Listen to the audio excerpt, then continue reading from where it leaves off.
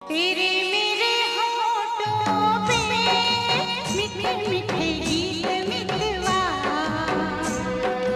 आगे आगे चले हम पीछे पीछे प्रीत मितवा। तेरे मेरे होठों पे मीठे मीठे गीत मितवा, आगे आगे चले हम पीछे पीछे प्रीत